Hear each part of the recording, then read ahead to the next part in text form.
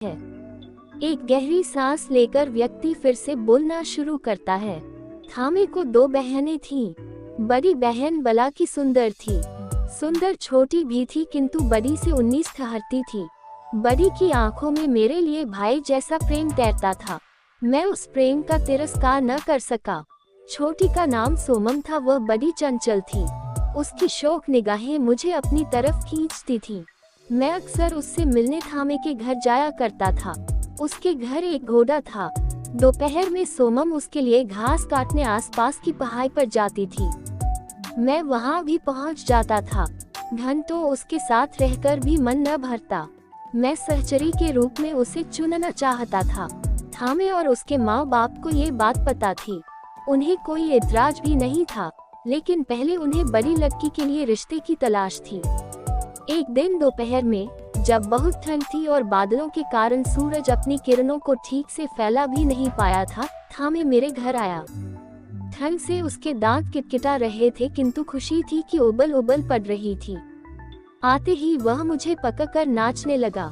माँ, पिता और मैं तीनों ही उससे इस खुशी का कारण पूछते रहे, लेकिन जब वह मुझे नचा नचा कर थक गया तब कहीं जाकर बताया कि उसकी बड़ी बहन का रिश्ता पक्का हो गया है और मुझे भी खुश होना चाहिए क्योंकि मेरे लिए अब रास्ता साफ हो गया है। पिता बनावटी गुस्सा दिखाते हुए बोले, इतनी सी बात पर इतना खुश? मुझे तो लगा कि हान हमारा देश छोड़कर जा रहे हैं, ये खुशखबरी देने आया है। वो भी जाएंगे, चिंता क्यों करते हैं? इस समय तो आप सभी मेरे घर चलिए, एक साथ बैठकर चाय तिब्बती चाय पियेंगे। थामे की खुशी छलक छलक पड़ रही थी। उसके घर के अगले कमरे में 2 बड़ी कड़ाही में कोयले जलाकर रखे गए थे। हम सब वहीं बैठ गए। थामे की माँ ने सबको चैन दिया। गपशप करते दोपहर कब गुजर गई और शाम कब फैल गई पता ही न चला। शाम को भी थामे ने हम लोगों को आने न दिया, बल्कि वह तो पड़ोस के दोरजे परिवार को भी बुला लाया। दोरजे परिवार में दोरजे पति पत्नी के अतिरिक्त 4 बच्चे थे। कड़ाके की ठंडी थी। थामे की माँ बार बार कोयला सुलगाती, लकड़ियाँ जलाती, किसी तरह कमरे को गर्म रखने का प्रयास कर रही थी। दोरजे की 2 लड़कियाँ थामे की बहनों के ही उम्र की थीं। थामे की माँ ने रात के भोजन का आग्रह किया। मेरी माँ ने मना किया किंतु शीघ्र ही हम सब मान गए क्योंकि हमारी भी इच्छा वहाँ से उठने की नहीं हो रही थी। लड़कियों ने मिलकर थुकमा तिब्बत का एक खाद्य पदार्थ बनाना शुरू किया। पानी में आलू और सेवई उबल जाने के बाद जब उसमें भेड़ के मांस के टुकड़े डाले गए तब मेरी माँ को अपनी भेड़ों का ध्यान आया। उन्होंने मुझे भेड़ों को सुरक्षित घर के अंदर करने के लिए भेजा। रात अभी अधिक नहीं बीती थी किंतु गांव में सन्नाटा छा गया था। बर्फीली हवाओं से शरीर की हड्डियां तक कांप रही थीं। उजाली रात में पहाड़ों के शिखर चांदी के समान चमक रहे थे। चारों तरफ धुआं धुआं सा फैला लग रहा था। भेड़ों को कमरे में करके मैं थामे के घर लौटने ही वाला था कि उसके घर से महिलाओं के चीखने चिल्लाने की आवाजें आने लगी। मैं हतप्रभ था। अचानक ये क्या हो गया? अभी तक तो सब ठीक था। मुझे लगा हो न हो हान आ गए होंगे, कहीं से खबर पा गए होंगे कि कई परिवार मिलकर उनके विरोध में षड्यंत्र रच रहे हैं।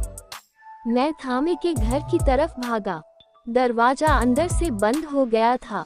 मैं कुछ देर बंद दरवाजे के सामने खड़ा रहा, फिर उसे पीटने लगा। अंदर का शोर इतना अधिक था कि उसमें मेरा दरवाजा पीटना निष्प्रभावी हो गया। जब बहुत देर तक दरवाजा नहीं खुला तब मैं चुपचाप खड़ा हो गया। महिलाएं चिल्ला रही थीं। मैं बेवश छटपटा रहा था। उस दिन के जितना असहाय मैंने स्वयं को कभी नहीं पाया। कुछ देर बाद हान बाहर निकले। मैं घर के पीछे छिप गया। जब हान चले गए तब मैं अंदर गया। थामे दम तोड़ चुका था। मेरे पिता और थामे के पिता गंभीर रूप से घायल थे। मेरी माँ और थामे की माँ एक दूसरे से सटी खड़ी भय से जड़ हो गई थी। लड़कियों ने खुद को अंदर के कमरे में बंद कर लिया था। व्यक्ति आकाश की तरफ देखने लगा। 30 साल पहले का वह हृदय विदारक दृश्य उसकी आंखों में तैर गया। उसकी आंखें लावा उगलने लगी तथा सांस तेज चलने लगी। उसके होंठों के किनारे से थूक की पतली धार बह गई। उस समय बदले में कुछ न कर पाने की बेवशी की पीड़ा आज भी उसके चेहरे पर जस की तस समी थी। मेरे मन में भी एक अजीब सा अवसाद फैल गया। मैंने उसकी पीठ को धीरे से थपथपाया। मुझे ध्यान आया कि नाश्ते के बाद से मैंने एक भी सिगरेट नहीं पी, जबकि इतनी ठंड में अब तक 2-4 पी डालता। जेब से सिगरेट का पैकेट निकालकर मैंने उसकी तरफ बाया। अब तक वह कुछ संयत हो गया था। उसने एक सिगरेट निकालकर होंठों में दबा ली। मैंने भी एक सिगरेट ली, लाइट से उसकी और अपनी सिगरेट जला ली। 1-2 गहरे कश के बाद वह खांसने लगा। थोड़ी देर बाद जब संभला तो फिर बताना शुरू किया। बहुत अन्याय हुआ है बाबूजी, कब तक सहेंगे? मैं चुप नहीं बैठा था। कई संगठन बनाए थे मैंने। तब मैं जवान था, बड़ा उत्साह था मुझ में। धीरे धीरे सब खत्म हो गया। मैं कमजोर और अकेला पड़ गया। हाथ के इशारे से उसने बताया, इधर देखिए बाबूजी, ये जो सामने की पहाड़ी है, ठीक उसके बगल से जो रास्ता जा रहा है वहाँ एक तिब्बती मंदिर है।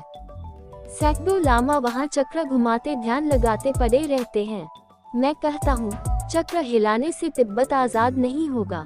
उठो, जोश में आओ, कुछ करो, जवानों में जोश भरो। तुम्हें कितने बच्चे हैं? मैं विषय को बदलकर मूल कहानी पर लाने का प्रयास करता हूँ। 2 हैं बाबूजी, दोनों बेटे हैं। अब तो बाल बच्चे वाले हो गए हैं, पर हैं सब निकम्मे ही। खाते पीते पड़े रहते हैं, कुछ काम धंधा नहीं करते हैं। करते हैं बाबूजी, अपना घर बार अच्छे से संभालते हैं। हम दोनों का भी ध्यान रखते हैं। फिर किस बात की चिंता है? चिंता क्यों नहीं है बाबूजी? मैं इतना प्रयास करता हूँ कि इनकी बाहें फटके, इनका खून गर्म हो, पर सब बेकार। मैंने जो यातनाएं भोगी है वो सब बताता हूँ, किंतु मसूरी की हवा इतनी ठंडी है कि इनकी नसें तक जम गई हैं। खून गर्म होने की बात तो दूर पिघलता तक नहीं है। घर वाली कहती है इसमें बच्चों का क्या कसूर? जहाँ इनका जन्म हुआ है वहीं से इनको लगाव होगा, तिब्बत से इन्हें क्या लेना देना? तुम्हारी शादी थामे की बहन से ही हुई या किसी दूसरी लड़की से? मैंने प्रश्न किया। वही तो बता रहा था बाबूजी। वह फिर से अपनी अधूरी कहानी पर आ गया। वह रात बड़ी भयावह थी और शायद अब तक की सबसे लंबी भी। माँ सिसकते सिसकते खामोश हो गई थी। थामे की माँ बेहोश पड़ी थी। थामे के पिता को सवेरे तक होश आ गया था, किंतु उनके पैर की हड्डी टूट गई थी। वो लंगड़े हो गए थे। मेरे पिता की आंख में चोट लगी थी। धीरे धीरे उसमें सदन पैदा हो गई और 15 दिन बाद वो चल बसे। दोरजे परिवार पूरी तरह सुरक्षित था और डर के मारे रात में ही अपने घर चला गया था। थामे के माँ बाप अब अपनी बेटियों के बारे में अधिक चिंतित रहने लगे थे। इस घटना के कुछ महीने बाद उन्होंने बड़ी बेटी की शादी कर दी। जब थामे था तब तय हुआ था कि दोनों बहनों की शादी एक साथ ही कर दी जाएगी, किंतु अब परिस्थिति पलट चुकी थी। एक अदृश्य डर थामे के माँ बाप को खाए जा रहा था। हान का डर नहीं बाबूजी, अकेलेपन का डर, वीरान एकांत में थामे की यादों के उमाने का डर, जो लाख न चाहने पर भी उमती ही रहती थी। दोनों बेटियां अगर एक साथ विदा हो गई तब तो भाई भाई भन्नाता वह घर थामे के माँ बाप की धड़कन को ही दबोच लेगा। इसलिए तय ये हुआ कि घर एक साथ खाली न करके सोमम की शादी साल 6 महीने के बाद मेरे साथ कर दी जाएगी। अब सोमम पहले जैसे चहकती नहीं थी। उसकी आंखें किसी गहरी झील की तरह डरावनी लगने लगी थी। मैं उसे पहले जैसा ही देखना चाहता था, इसलिए तरह तरह की युक्ति खोजता था जिससे वह खिलखिला कर हंस दे। इसी युक्ति खोजने में एक दिन मुझे इतनी निर्मम युक्ति सूझी कि आज तक उसकी फुफकार सुनाई देती है। हाँ बाबूजी, उस दिन वह पहाड़ पर घास काट रही थी, एकदम सीधी पहाड़। मैं वहाँ पहुँचा, उसने मुझे नहीं देखा। मैं उसे चौंकाना चाहा। सोमम, हान। सुनते ही वह ऐसी लखराई बाबूजी की बस उसकी आवाज ही गूंजती रह गई, बचाओ बचाओ। इतनी भयानक स्मृति के उधर जाने से व्यक्ति फिर आहत हो गया। मैंने स्वयं को गुनहगार माना। राख के ढेर से इतनी पुरानी चीज को टटोल टटोल कर निकालने का काम तो मैंने ही किया था। व्यक्ति के चेहरे पर अंतहीन दर्द फैल गया है। थोड़ी देर की चुप्पी के बाद वह आगे बताने लगा। उसकी आवाज अब कुछ अधिक भीगी भीगी सी हो गई है। एक के बाद एक इस तरह घटती घटनाओं ने मुझे तोड़ दिया।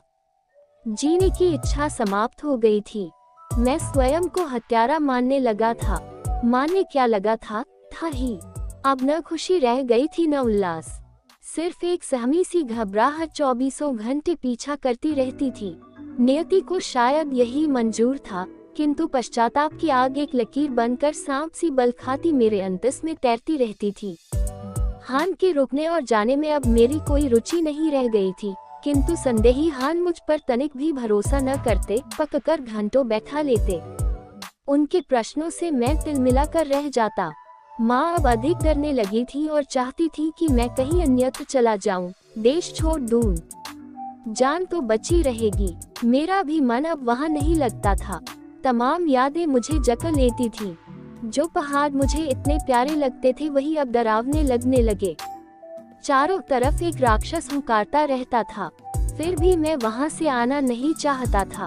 मैं न तो माँ को छोड़ सकता था न देश को। माँ रात दिन एक ही रट लगाए रहती।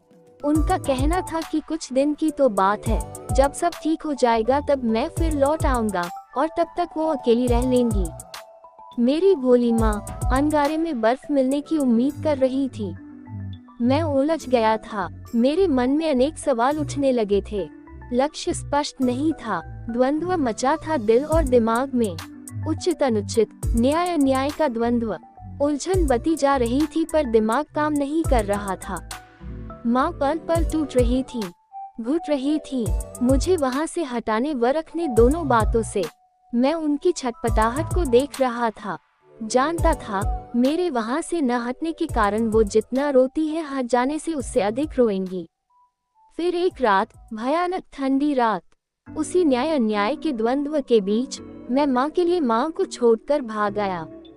माँ जो करना चाहती थी कर ली, लेकिन मैं कुछ दूर चलता, फिर पलट कर पीछे देखता। जी करता लौट जाऊं, फिर सीने में उठती आग को दबाता मैं आगे बढ़ता। छूटते पहाड़ मुझे रुक जाने को कह रहे थे। मेरा इरादा बदलता भी, किंतु फिर न जाने कैसे मैं आगे बढ़ने लगता।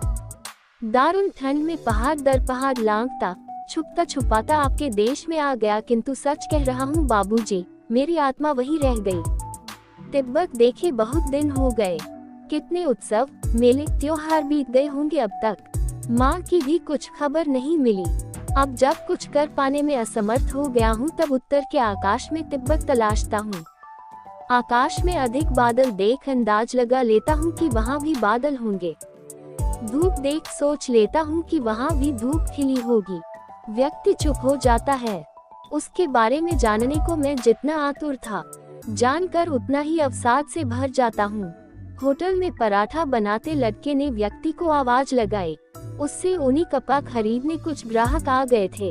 मैं बड़े आदर के साथ व्यक्ति को प्रणाम करता हूँ। वह घुटने पर हाथ रखकर उठता है, उत्तर के आकाश की ओर निहारता है तथा हारे हुए खिलाड़ी की तरह अपने बोझिल कदमों से धीरे धीरे चलता हुआ होटल में चला जाता है। मैं भी उठता हूँ। अब मसूरी घूमने की मेरी इच्छा तिरोहित हो गई है। मीलों फैले पहाड़ जिन्हें देखकर मन में मस्ती सी छा जाती थी, न जाने क्यों खामोश और उदास लग रहे हैं। मैं सिगरेट निकालता हूँ, सुलगा कर होंठ में दबा लेता हूँ। टीले पर बैठा लड़का अब भी बांसुरी बजा रहा है, किंतु अब उस धुन की मधुरता कहीं खो गई है।